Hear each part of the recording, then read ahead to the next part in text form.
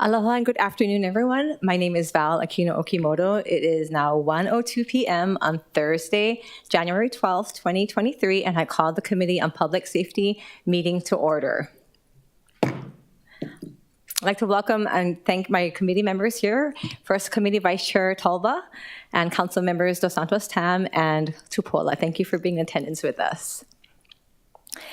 I'd like to just go over some housekeeping. So pursuant to Act 220, Session Laws of Hawaii 2021, this meeting will be conducted as a remote meeting by interactive conference technology with the following procedures in effect for the meeting. Members of the public will be allowed to provide oral testimony remotely or in person in the council chamber on all items on the agenda when each item is taken up.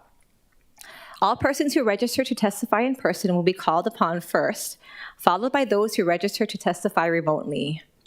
Persons who have not registered will be given an opportunity to speak following the registered testifiers. Before testifying, each person shall state their name and will be limited to a 1-minute presentation on each item. Some friendly reminders and tips: please video and conference from a quiet location if possible. If you're watching the proceedings on Olelo, please mute your device at the time you are called to testify. When the timer on screen reaches 0, please conclude your remarks promptly. Act 220 requires that all votes at remote meetings be conducted by roll call unless unanimous. Therefore, I will first call for objections, and if there are any, then I will call for a roll call vote. Written testimonies, including the testifier's address, email address, and phone number will be available to the public as described on the posted agenda. Please note that agenda item number 2, resolution 22-51 on page 3 on today's agenda has been canceled and will not be considered today. As a courtesy, please turn off cell phones for the duration of this meeting. Thank you. So now we're now turning to agenda item number 1, resolution 22-274. This resolution will confirm the appointment of Mr. Butch Caldera to serve on the Fire Commission of the City and County of Honolulu for a term to expire on December 31st, 2026. A public hearing was held at the December 7, 2022 council meeting. Before we continue with the agenda, I will take any oral public testimony. Clerks, do we have an in-person registered voters for this item? Chair, we have none. Thank you. Is there anyone else who would like to testify? Seeing none, we'll proceed to remote testimony. If you have not registered to testify remotely and would like to speak, please use the raise hand feature in Zoom. Clerks, do we have any remote registered testifiers for this item? Chair, we have none. Thank you. Do we have anyone else standing by? Chair, we have none. Okay, continuing on. I know I see Mr. Butch Caldera is in attendance. If Mr. Butch Caldera would like to join us and like to come up and say a few words, we welcome you to do so at this time.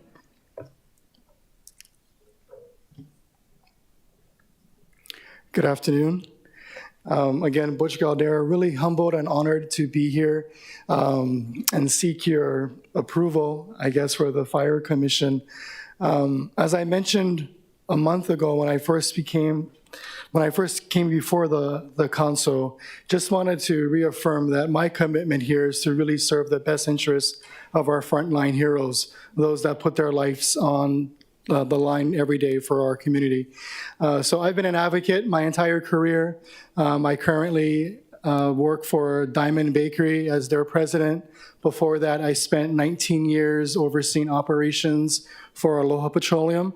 So I think a lot of what I can bring to the table is that HR element, that human element, and really understanding and advocating what the fire department needs. So thank you for your consideration, and I look forward to working with all of you.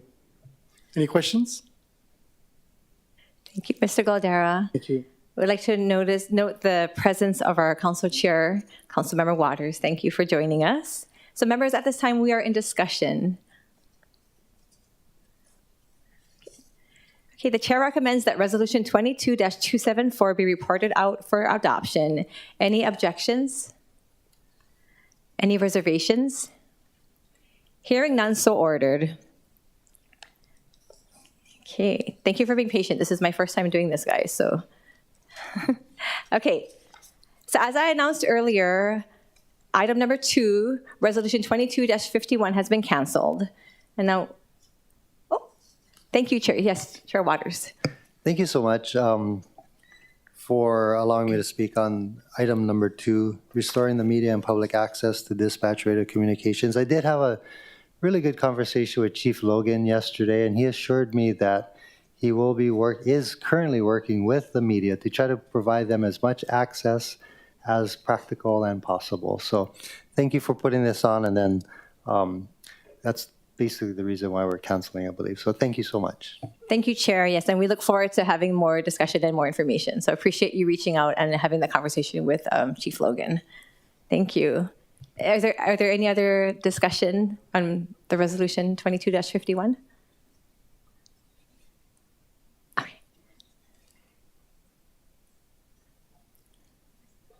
Okay, moving on to agenda item number 3. Resolution 22-253. This resolution will request the city administration to step up enforcement of the city's sit-lie and stored property ordinances on city sidewalks and other public properties near schools. This is introduced on October 26, 2022 by Councilmember Talba. Members, please note that we distributed a hand-carried proposed CD1, OCS number 2023-0015-110-2023 at 10:07 a.m., which makes the following amendments. Letter A, updates the resolution to reflect the resolution is amending the revised ordinances of Honolulu 2021 instead of revised ordinances of Honolulu 1990. And B, makes miscellaneous technical and non-substantive amendments. At this time, I would like to call on Vice Chair Talba as the introducer of this measure, if you would like to provide any insights at this time on the measure. Thank you, Chair. Appreciate it. Thank you for hearing the measure. The resolution came about due to an incident in my district when a homeless couple from an encampment next to Waipahu Elementary School drew a knife while our parents was dropping off the kids at school. You know, we heard this week on Tuesday that the administration has a homeless ban and it's being circulated through the administration, but we have yet to see the contents. And in the meantime, you know, our communities are left with few resources to deal with these types of situations. So I recognize that sit-lie enforcement may not be viewed as the most compassionate way of dealing with our growing homeless population, but the safety of our students and young kids are paramount, and I believe that enforcement in this type of situation is warranted. So I'd like to thank the Department of Education Superintendent Keith Hayashi for submitting testimony in support of this measure, pointing out that it promotes safe school zones within our county and expressing gratitude for the city's efforts to create safer schools. Thank you, Chair. Thank you, Vice Chair Talba. I appreciate you sharing more on the measure. At this time, clerks, do we have any in-person and registered testifiers for this item? Chair, we have none. Okay. Is there anyone else who would like to testify? Chair, there is none. Seeing none, we will proceed to remote testimony. If you have not registered to testify remotely and would like to speak, please use the raise hand feature in Zoom. Clerks, do we have any remote registered testifiers for this item? Chair, we have no registered testifiers. Okay. If not, is there anyone else here who would like to participate? We have a... Chair, we have one standing by. Okay. When I call your name, please monitor your screen and unmute your audio when prompted. For those calling in by phone, I will identify you by the last 3 digits of your phone number. Please listen for the prompt to unmute and press *6 and begin by stating your name. So I have caller number is number 714. Yes, good afternoon. My name's Timothy Gary. I'm calling in response to Resolution 22253. I strongly support this, and I also support an expanded version of this in other areas. Thank you for your time. Thank you, sir. Thank you for calling in. Councilman Talba and Chair Waters, when you get a chance, please call me. Thank you. Chair Waters actually would like to ask a question to you if you're still on the phone, on the line. Yes, I am. Go ahead. Good afternoon. I like to call this gentleman the mayor of Waikiki, Mayor Gary. So what you're saying, to be specific, you're asking us to include Waikiki in Resolution 22-253. Is that correct?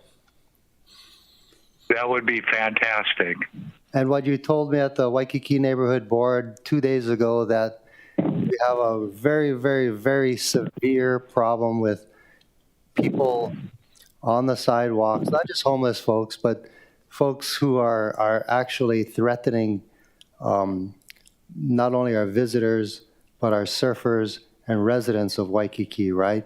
And you yourself your life has been threatened by people on the sidewalks, right? When you just wanted to That's correct. try to go surfing, your life has been threatened, right?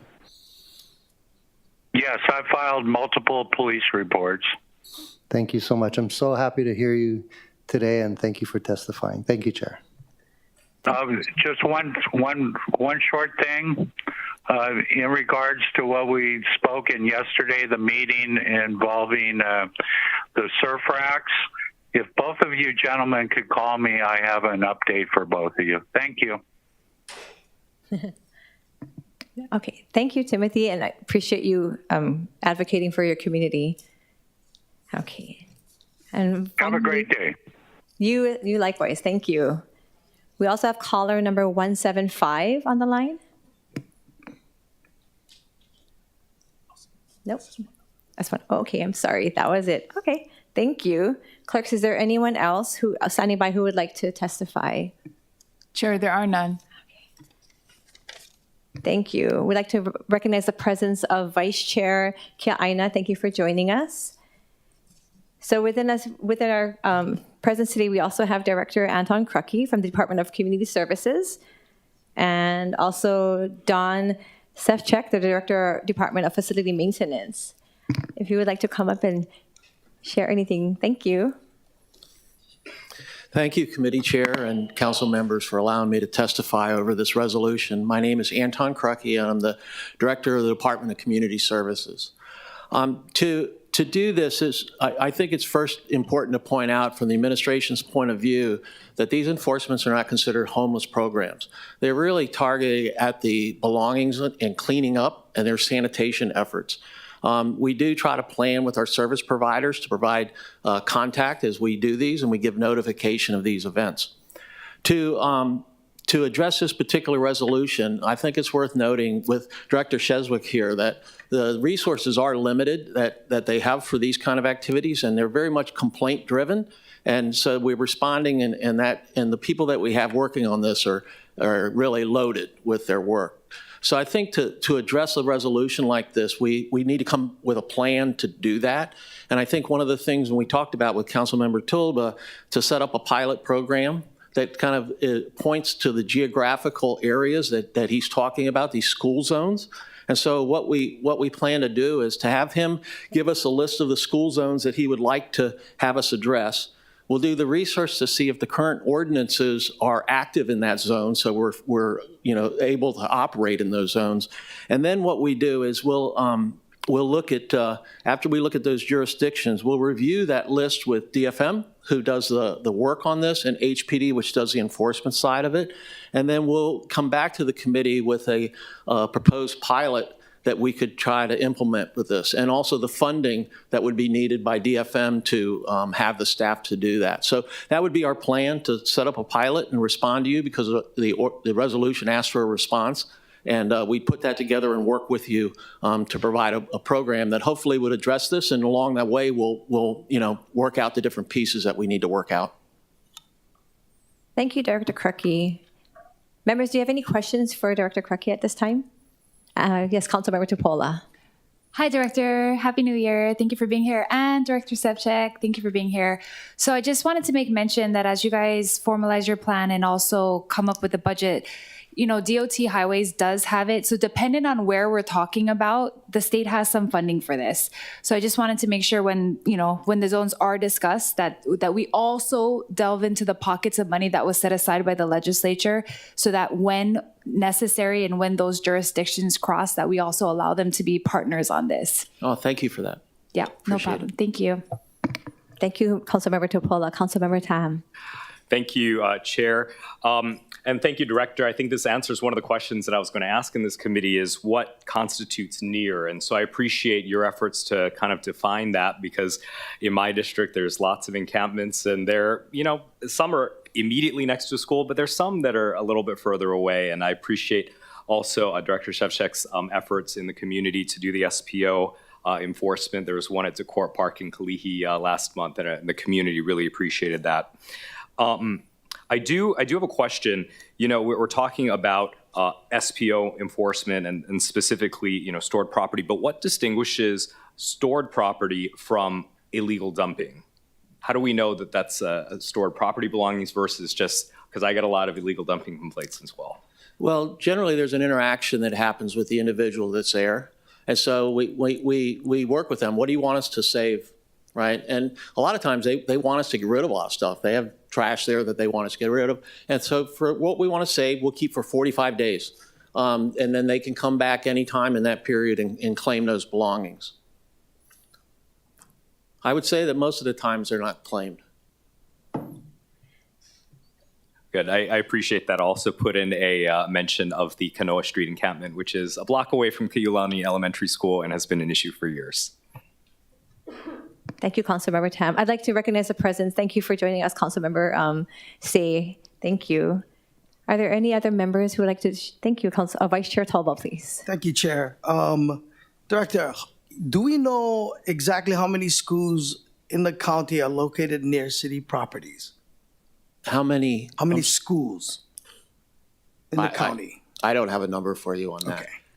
But we would, in this particular proposal, we would look for your input on your priority areas. Correct. I was thinking, maybe we have 9 city council districts. Maybe, each of the city council members can maybe identify what school, that might be something to look at, or like put together this pilot project. We look forward to working with you on this very much. And these city properties near schools, how many are, you think, frequented by homeless activity or have homeless encampments? Well, I, like you, I drive around the island and we see encampments. And, I did a cleanup in Waipahu along the bike path, and that's pretty close to the school there, those encampments, and I think that's the one you talked about. A lot of the encampments aren't. A lot of the encampments try to stay hidden for you can understand those reasons. So I don't know if they're all by schools, but I can appreciate the concept of a child walking along and their feeling of safety. And I think I appreciate that very much and feel that way myself. Last question, would a step-up enforcement require the city to expand more funds? Well, to be able to do this pilot, it's going to take some additional funding from the personnel we have, so it would require that. Councilmember Topola talked about state funding. We could also try FRF funding to do this, so we would talk with BFS and those committees as well and see what it would take to be able to do this. Okay, yeah, because our number one concern is making sure that not our children, families around. We just did a big cleanup with the help of DFM and Department of Parks. And if you saw the encampment back there, and you probably did, it felt like third world country.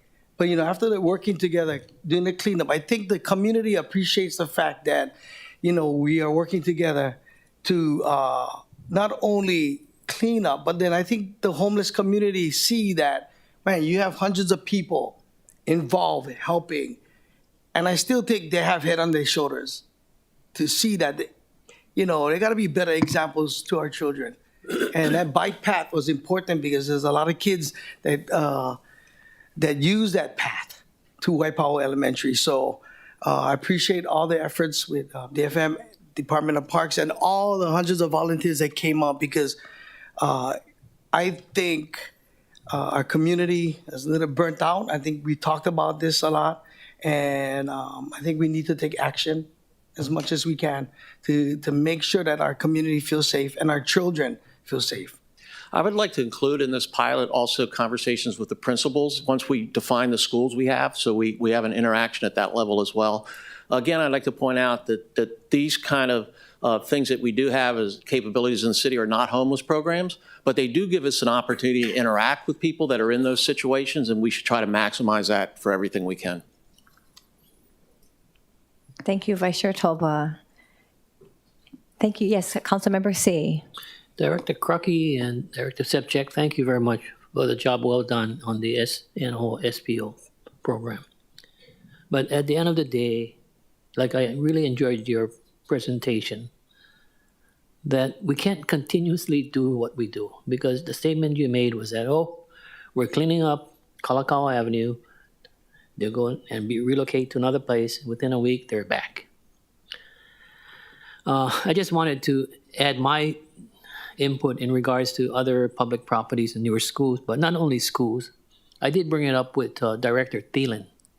A lot of the encampments are at our parks, our city and county parks, because of the comfort stations that are there. And I personally feel I don't know what to do.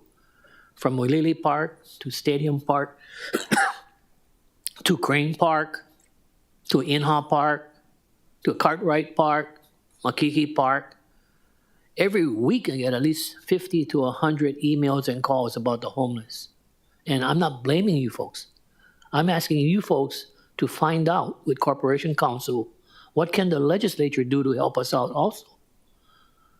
I think one advice, invite all 76 members of the State House and State Senate to tour all of these encampments. It's a real reality check. Because, yeah, you know, I've been there. I've been down where they camp in the streams. They had the stabbing at the Kaimiki Bridge by Kaimiki High School. It's endless. The needles that we find at the homeless encampments. You know, that's why I tip my hat off to the two departments for a job well done along with HPD. But we cannot be the catch-all for all of these problems with the state not supporting us. And for the sponsor of the measure, maybe we could put in a provision that if Anton can find the money and Don can find the money, that the state matches that before we move on. Because I get the emails from the elected officials at the state level saying, oh, we get this homeless encampment. It's our job to address the homeless by ourselves as a council. And that's not right.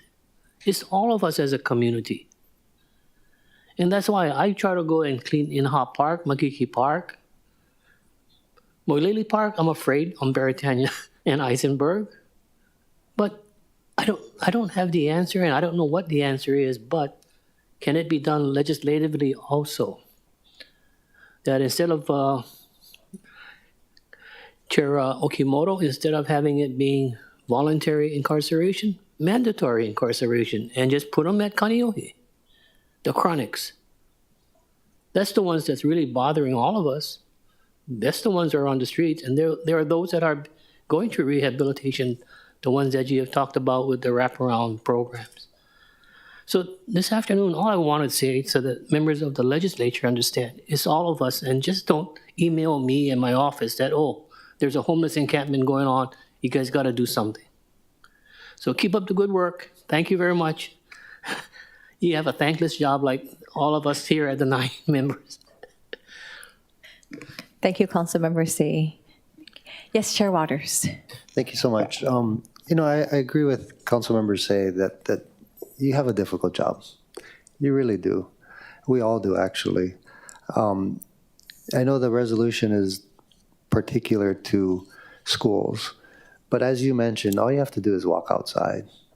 And you have people right outside Iolani Palace, all along the fence line, right?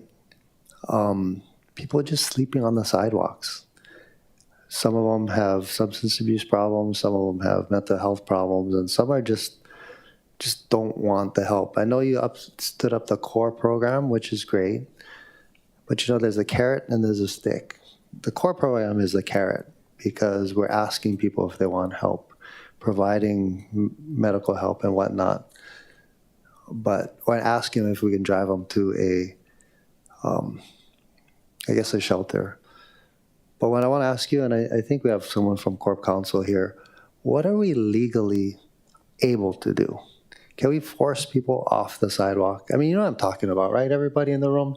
You see these guys just lying there on the sidewalk, literally lying where you got to step over them or go around to walk.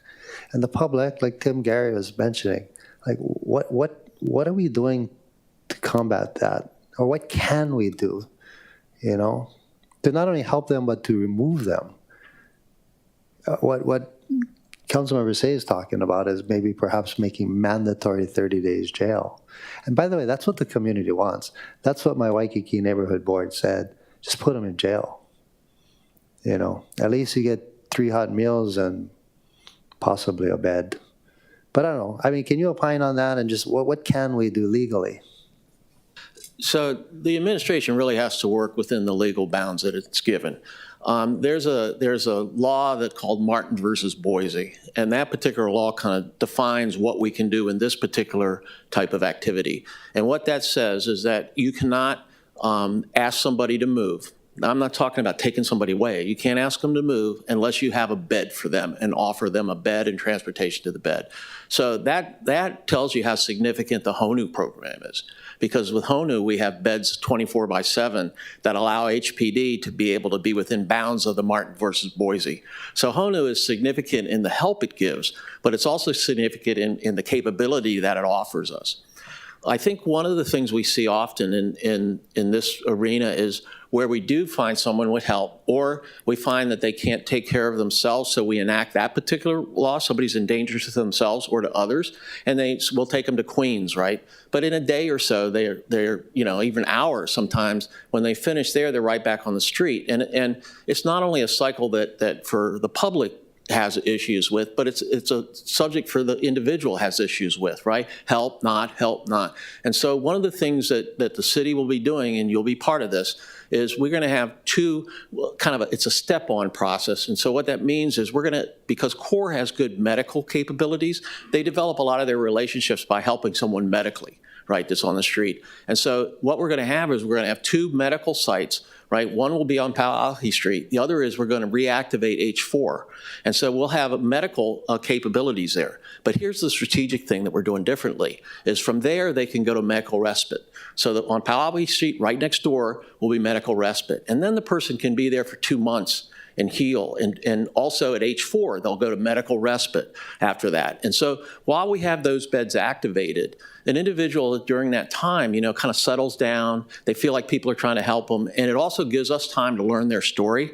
What do they need? What can we do? Maybe it's return to their family. Maybe it's housing, and we can help them get their documents in order, right? And so in that process, we'll have time to work with people, hopefully then to get them a solution moving on in their journey, and then open up another bed for another. So although that won't solve everything we're talking about, I think it's another strategic step that the city's making in this direction that has solutions within it.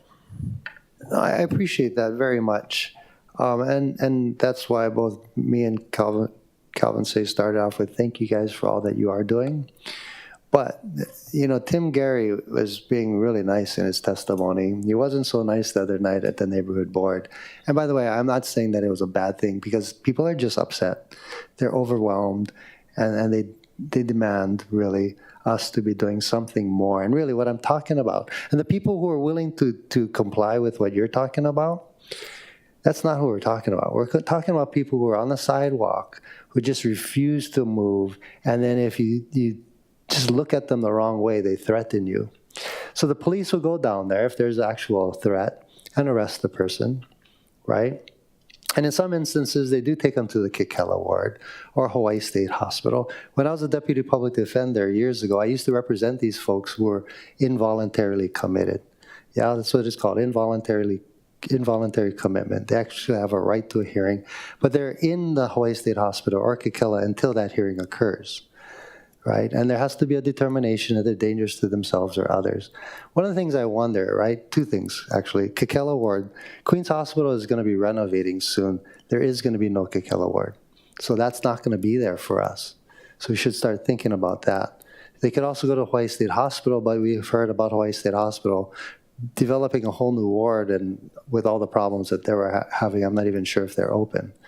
But we got to start thinking about what else we can do to those folks. And again, my constituents are saying, just arrest them and put them in jail for 30 days. And if they come back and do the same thing, arrest them again for 30 days. Just get them off the street, because it's dangerous to not only themselves, but to others. And in Waikiki, right? I mean, that's the goose that laid the golden egg, right? You're going to have all these people over there threatening tourists. They're not going to come back. And that's really what was coming out at the neighborhood board the other night, that it really is serious. And no matter how many times we go in and say, hey, sir, why don't we come help you cook heels? Here, we get Band-Aid for you. Come over here to the rest bed. They don't care. Honestly, they don't care. They don't even want the help. But they're sitting there drinking alcohol, doing drugs, doing petty thefts at the ABC stores, and people are just fed up. They're upset. So that's what I'm asking you guys. What can we do legally to those guys? Yeah? What can we do legally to those guys other than saying, hey, can we help you? You know, by asking them again, that's the carrot and the stick. Let's talk about the stick now. We talked about the carrot. What can we do as far as the stick is concerned? What can we make these guys do? Because it's bad. Well, I appreciate the comments, and it's not like, you know, we all don't feel many of the same things. And I have the other neighborhood board for there, and I know Tim well. I talk to him often. You know, I think that in two districts, in Chinatown and in Waikiki, we have the Safe and Sound program, which is a stepped up law enforcement program that also has geographical restrictions in it. You know, we have the weed and seed, and we announced last week that we're going to continue the uplifted enforcement there with the task force continuing for another year. So, you know, these are all, you know, fronts that we're making in this journey. We are limited by what we can do within the law. I do have a meeting at 3 o'clock. I'll take Councilmember Say and your comments with Senator Moriwaki with the Ending Homelessness Group, and we can talk about upcoming legislation and what can be done there in funding. So I'll be passing those comments along. Appreciate that. And you did mention Safe and Sound, which is the similar to Weed and Seed, but Safe and Sound in Waikiki. I did actually speak to Major Platt at the Waikiki Neighborhood Board about the geographic restrictions. And basically, and again, the community, they're saying that the geographic restrictions, although the judges are ordering it, the police don't feel like they have the tools to be able to enforce it. So what's happening is somebody gets arrested in Waikiki for a crime, and the judge orders them to stay out of Waikiki. And guess what happens? They're right back in Waikiki as soon as they're released from prison, or jail, I should say. And the police don't feel like they have the tools to go ahead and enforce the Safe and Sound. So just bringing that to your attention, that this is something that we should work with the prosecutor on, and your office perhaps, giving the police the tools. One of the things I may suggest is that at the hearing in front of the judge, get a certified copy of the stay away order. Certified copy. Yeah, so that's stamped with the judge's signature on it, and deliver it to HPD. Maybe with the guy's picture, the mugshot on it, so that if HPD sees the person back in the community where the judge ordered them not to be, the police have a certified copy of the judge's order, and then can arrest the guy right there on site again. And honestly, everyone, by doing this, we're just kicking the can down the road, because ultimately we got to build places for these people to live, get them the treatment that they need, whether it be at Kekela or Hawaii State Hospital. And by the way, $5 million that we put in Appendix A of the budget bill was for exactly that, bed space for substance abuse counseling, mental health counseling. And by the way, on Tuesday, one of the things that was suggested is that they want to take that $5 million that was meant for substance abuse and mental health and put it into the rent relief. I don't think it's a good idea. I'd hope that you would advocate for that $5 million for your department to use it to do exactly that. Thank you. You bet I am. I'll take that suggestion. That certified pictured copy is a good idea. Thank you. Thank you, Chair Waters. Anyone else? Oh, yes, Councilmember Tupola. Thank you so much. Well, a lot has been said. I just have a couple more comments. I agree with Councilmember Say that we can't keep going on doing the way we're doing because we're running out of manpower, running out of energy, and it's endless. So my first question was, have you met with the new state homeless coordinator yet? 8 o'clock this morning. Press on. 8 o'clock this morning. Okay, great. Tuesday night in Waimanalo. Well, I know he's been around, Yep. but basically, yeah, I met with James yesterday. He's great. You know, he's awesome. You and I are on the same page as far as paths forward for this. My urgency is that we need a city plan. So we had emphasized this, and I know I don't want to be a broken record, but when I met with James yesterday, part of what he's trying to develop on the state side will be able to coordinate with us if we have a plan. So the funds that I was talking about for DOT, they may lapse. I'm guessing that Governor Green will reinstate some of the funds but unfortunately, they're only for DOT highway areas. So for White and I, it's great because Farrington Highway goes along the whole coast, so we can utilize their funds and clean up areas, but it's not for other areas outside of highways. So definitely getting on the radar of what funds we need. And of course, if they do any emergency proclamations for housing or homelessness or whatever it may be coming up, that there be this funding mechanism in there.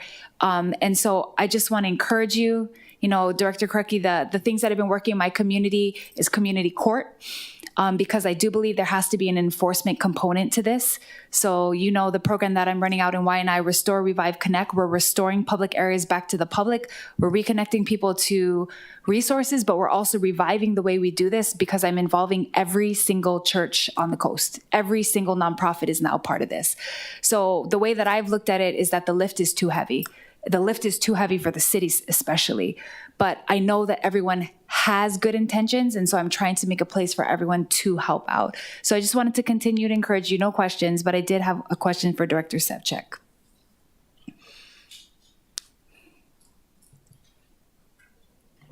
Good afternoon. Hi. Hi, thank you so much for being here. I just want to say your DFM guys are awesome. And if I can just give a shout out for Ken Shimizu, he's like one of the best. Absolutely. We can't let him retire. No, He can't leave. I won't sign his papers. Please don't. He's a total all-star. Yeah, for sure. he's an all-star. For sure. So he helps out with the SPOs, if everyone doesn't know. He's the one that coordinates it. He meets with the state. He does all the stuff with HPD. So I need to say this because it has to go in the budget. But Director, we don't have enough manpower. We don't. And I do think it's actually in your department that we need it. Yes. So we are hiring like crazy. Thank you for working with us to allot some funds for our hiring, but we are going pretty gangbusters on trying to get people to help out Ken and also department as a whole. But yeah, definitely, we've gone out with Ken on a few of his SPOS and no enforcements, and him and his staff are very well trained to talk with the homeless in a nice, compassionate way and helping them. And so I definitely want to support him and make sure that he's whole to address these things. Yes, for sure. let's take care of him. Yeah, absolutely. Yeah. So absolutely. I just wanted to make mention of that to all my colleagues because DFM plays such a vital component in this whole process.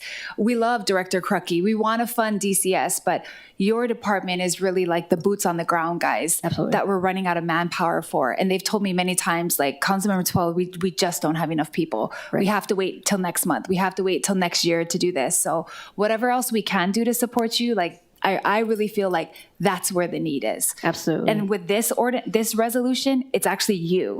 Yes. And so I know that they're frontline. And so I was talking with Director Krucky because we have noticed that the state does have their SPO SNO enforcement actions are contracted. So they do have a contractor in place. So because we won't be able to staff up our group immediately, maybe we leverage the state's contract to take care of the school in this pilot program. We're exploring those options, so definitely we have that in mind. But we will need some time to, bolster our teams up. And so in the meantime, maybe we need to contract in the interim. Yeah, their guys are great. The state guys are real hard workers. Absolutely. I do think that their contract's a good one that they're usually waiting for us to direct them where to go. So yes, let's just direct them. Yeah, I definitely want to look into the partnership with the state for sure. Thank you so much, Director, for all you do. Thank you, Chair. Thanks, Councilmember. Thank you. Yes, thank you, Councilmember Tupola. Chair Waters. Oh, thank you again. Thank you, Director Sevcik. No, I don't have any questions for you. I have to agree with Councilmember Tupola. Your department does a good job, especially on the Diamond Head side, but is that Corp Counsel? Can we ask Corp Counsel what the sit and lie law does and what's permissible? What can Director Sefcik and Director Kraki and their departments do utilizing law on the books, number one? And perhaps you can make a recommendation to us as policymakers if we need to amend the sit and lie bill, or what can we do to actually give it some teeth so that HPD, Department of Facility Maintenance, Department of Community Services can actually do more. Good afternoon, committee members. Ernest Namor, Deputy Corporation Counsel. There are a couple legal issues that involve sit-lie and SPO. We need to follow the precedents established by the Ninth Circuit. Director Kraki had mentioned the Martin versus City of Boise case. So there are a lot of legal ramifications for sort of stepped-up enforcement. SPO is directed to property. Sit-lie is directed to the person. Criminalizing homelessness is something that has constitutional implications. And so we will be happy to talk to the council members in an executive session to the extent that this involves legal issues and legal recommendations. So I'd rather not get into the specific details. No, I disagree with you completely. I think the public has a right to know. You are the attorney for the city.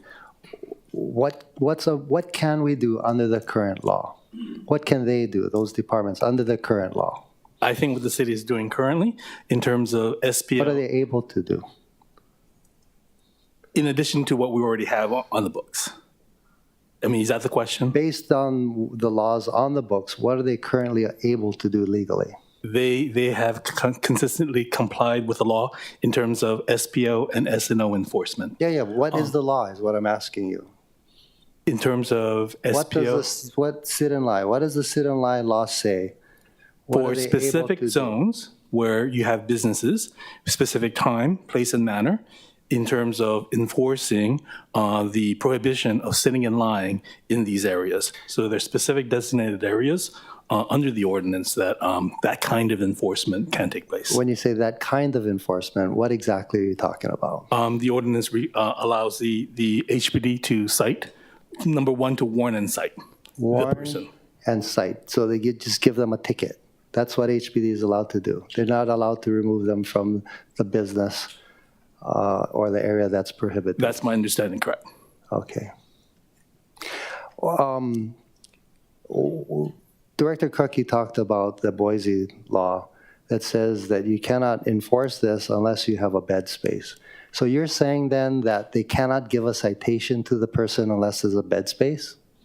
Is that what your testimony is? No. That doesn't really make sense to me. No, I mean, the city of Boise decision has a lot to do with the facts of that particular city, because the kind of shelter space that was available in the city of Boise far different from what we have in Honolulu. The factual circumstances of what happens in Boise is far different from what we have in Hawaii. Okay, great. But what is HPD, Department of Facility Maintenance, Department of Customer Service, are they allowed to remove the person from the sidewalk under the sit and lie ordinance? No, depending on the circumstances. Okay, the guy's sitting there in the designated area under the law, in the designated time frame, right? The person is lying there in front of a business, as you mentioned. What can HPD, DCS, or DFM do? Legally. For sit and lie, it's an HPD enforcement. Yeah, what are they allowed? What is HPD allowed to do specifically? And under the ordinance, during those specific times, during those specific areas, citation and removal is possible. Citation and removal, thank you. So what is required to do the removal part? What facts do they have to show to be able to remove? The person needs to be in that designated area during that designated time where it's prohibited. Okay, first they would have to warn the person, correct? That's my Excuse me, understanding. sir or ma'am, you can't be here. There's an ordinance that's prohibiting that. Please leave, correct? That would be the first, that's the warning, right? Would that be reasonable? I don't know the specific enforcement mechanism that HPD handles for I'm just using reason and common sense. The warning would be, excuse me, sir or ma'am, you'd have to leave. One Correct? would hope that is what HPD And then the does. second thing is, if they don't comply, they can be arrested under the current sit-and-lie ordinance. Is that correct? I don't know the specifics of that, so I would Okay, need to can get you back come to you. back to this committee at the appropriate time and please explain to us whether or not that is the current case of the law? And if not, how can we then amend the law to make it more or easier for the police to enforce the law? I would be happy to do that. Okay, thank you very much. Thank you, Chair. And I really want to thank you for the discussion that's been brought about today. As we can tell, and our districts vary, they're diverse, but this one issue is something that affects all of us. And so I really appreciate you coming to the committee today and talking about how we can make our communities a better place and how we as lawmakers can really address this issue. Is there anyone else who would like to share or discuss anything today? I would like to just quickly, share that I want to thank Vice Chair Talba for bringing this resolution about. You guys know that I'm a mom. I have 2 daughters that go to the public schools, and I'm also a former special education teacher. And the last thing that and this resolution really focuses around the school zones. And I am grateful for Director Krucky and Sefcik for coming today, as well as all of you who have come to share, because this is a topic that's near and dear to all of us. When I drop off my 10-year-old in 4th grade, I do this every time I drop her off. I wave and I see her as far as she can go. And the last thing I want to do is worry about, is she going to be exposed to something that's going to be harmful to her and affect her learning or affect her development in any way? And so I think this issue is something that when this was brought to the table, to this committee, we want to address it, because we're not trying to get not trying to gotcha to anybody or any department, but how can we bring the discussion back to keep our communities safe? And this resolution, thank you again, Councilmember Talbot, for doing this. I'm sorry. Yes, okay, if you could come to the podium and introduce yourself. Forgive me for not knowing. I'm still learning everyone's names. Okay. I appreciate this opportunity to come and speak because I'm hearing the things that need to be answered. My name is Corporal Kadoy from HPD. I am assigned to the SPO Ken Shimizu's team. I have all the answers that you may have in regarding to sit-lie. Sit-lie has to be done a certain way. We all know that homelessness is not a crime. Therefore, we have to go according so that the city doesn't get sued again. So there's stipulations that SPO has to follow, the city has to follow. In regards to the areas, and all of you have seen the map. If you take a look at the map, notice that the outer core or the outer areas are either solid or they're broken. If it's broken, it just means that on that side of the street, we can't go. We can look at it, but SPO cannot go there. And because it's sit-lie, officers can't go there. But however, officers have to verbal warning, citation, and finally arrest. All this has to be done within that 8-hour period of that officer, which they have been doing. Unfortunately, the courts have their own idea of what that means. And it's not like I give you a warning and 10 minutes I come back, I give you a citation. We try to stretch it, and we educate our officers so that they would go give the warning, document it, pull a report number, and in about an hour or more, come back. And if the person is still there, we cite them. And we let them know now that this is an arrestable situation, and we leave. And when we come back, then they get arrested. There is no other options after that. The key to this is that all your schools, majority of them, except the ones out in Waianae where the state highway runs along them, in town, sit-lie was basically designed for businesses, right? And so it didn't encompass the schools. But what we did, thinking out of the box, we would get schools call us, or CPT, the community policing, we'd work together with them. They'd call us. And what we would do first thing in the morning, before even schools open, get the people across from the school to move. At which point, SPO can come and follow us afterwards. SPO cannot initiate that. That was one of the biggest problems. SPO is basically tied to so many things what we cannot do. But with the help of the officers for CPT in the different districts, we create a plan. Okay, we don't target them, but officers having cited these areas, dealing with the same groups of people. Now, when they have warrants, they know, well, we can say, like, we have 3 warrants here, let's go and deal with this one. So when the officers come, they let them know you got, well, information. They say, oh, let's just run this name. Well, of course, we already know he has a warrant. So they get arrested. That's when SPO stores the property. So there's a method to this madness. It's just that we have to follow the rules. What we have been encouraging, and we've been trying to get your representatives or your aides, I guess it's your aides, to come out with SPO and point out to me, what do you see? And it's important for people to understand that it's homelessness. It's not the problem. It's their property. If you get rid of the property, it's only the body.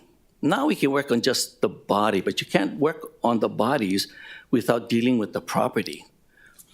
Now, we all know that one of the major problems with the property is how do they transport it? And everybody knows it's the shopping carts.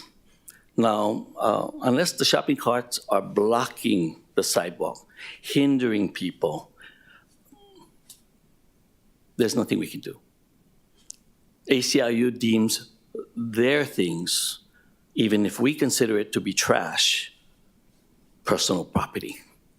But there are ways not to get around it, to still address it. It's their property, and if you tell them, I'm going to have to take your property if you don't move it, they will move. So we don't have to physically get them to move. They don't always have to be arrested to move. But we need the support of the community as a whole. I always tell CPT, whenever you go to your neighborhood board meetings, invite me. I will explain to the people who have all these concerns how to go about doing it. Because it's not the homelessness the problem. It's the criminal behavior, yes. But there's always a way to deal with each one. And I'm pretty sure that some of the staff has been trying to get a hold of your staff members. And we did go. We did go. The idea is when they see how it's done, and when they ask us the question as to whether or not we can deal with this, I always tell them, the complaint comes to you, and what do you tell them? Oh, call 911. But that's not the answer. The answer is, let's address the property. Well, the property can be a safety issue. The property can be a health issue. But unless you give us the right reasoning, it's very difficult for the officer to go and deal with this. Because his understanding is, homelessness property is not the issue. Everybody knows it's just the person. So how do we do that? We have to work together, yeah?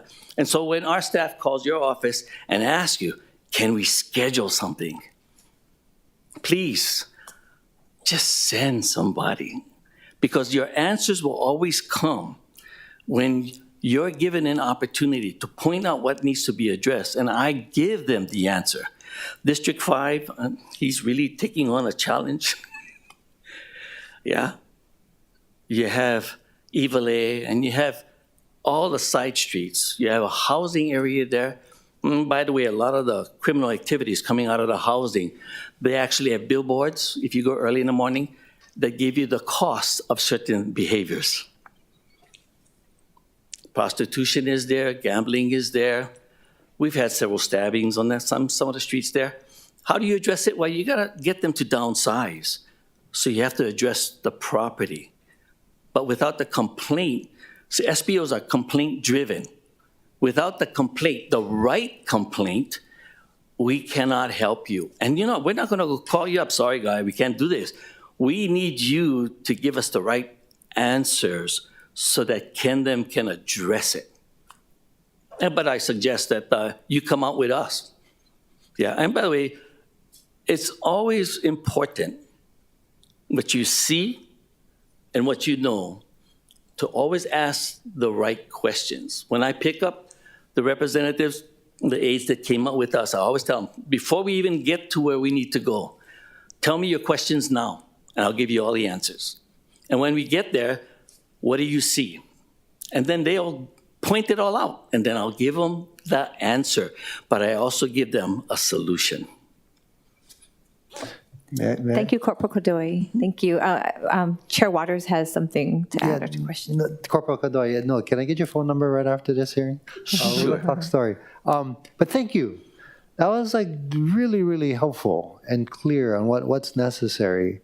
But I do want to draw a distinction because I understand exactly what you're saying, and we don't want to criminalize homeless. Mm-hmm. And I do want to make a distinction between homeless folks and then those derelicts that I was talking about at Waikiki. But I guess what it boils down to, you need one complainant. You need somebody to be the complainant for the police to act, yeah? And oftentimes, regular citizens, they don't want to have to go to court. They don't want to have to come testify. They don't want to have to fill out an HPD 252 form, right? And then, like you said, you got to write down exactly what's going to make the law enforceable. But so, yeah, we'll go talk story. Thank you. Thank you, Chair. Thank you. Members, any other questions for Corporal Godoy? Okay, seeing none. Actually, Councilmember Dos Santos Tam has a question for Corp Counsel. If we could have a representative from Corp Counsel to come back. Thank you, Corporal Godoy. Okay. Thank you, Cor. And as you get up here, I'll read the question to save us a little bit of time. But to follow up on Chair Waters' questions, I know that there are a number of cases prescribing what's constitutional, what's not constitutional with regard to sort of sit-lie. Our current laws seem to be sort of geographic, right? We have Waikiki, we have Chinatown. There were two bills in the past several years that tried to establish school zones and sort of geographic zones around schools. In your opinion, is there anything and I know those bills didn't go all the way, they weren't passed, which is kind of why we have this resolution today. But is there anything in the case law, whether it's Martin versus Boise or anywhere else, that would prohibit us from prescribing around school zones during the hours immediately before and after schools to prevent sort of stored property or vagrancy or et cetera? There are constitutional concerns with respect to those types of areas. I think that the sit-lie that Officer Godoy had mentioned, it was business specific. We looked at those issues. They were constitutionally compliant. And so we have those concerns if it goes to beyond other areas. And so without getting to specifics, in terms of legal recommendations, there are those concerns as well in those areas, correct? Thank you. Members, are there any other questions for Corp Counsel? No? Okay, thank you. As I stated, we have a lot of work here, and I'm grateful again for Director Krucky and Director Stefchek. I know she's still here. Thank you.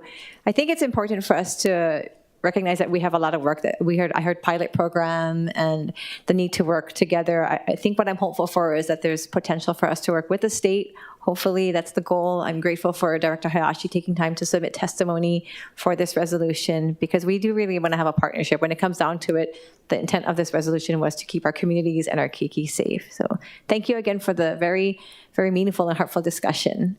So at this time, the chair recommends that Resolution 22-253 be amended to the hand-carried proposed CD1. Are there any objections? Any reservations? Hearing none, so ordered. The chair then recommends that Resolution 22-253 CD1 be reported out for adoption. Any objections? Any reservations? Hearing none, so ordered.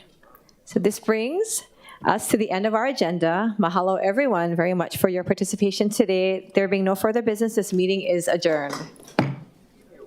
Thanks, you guys.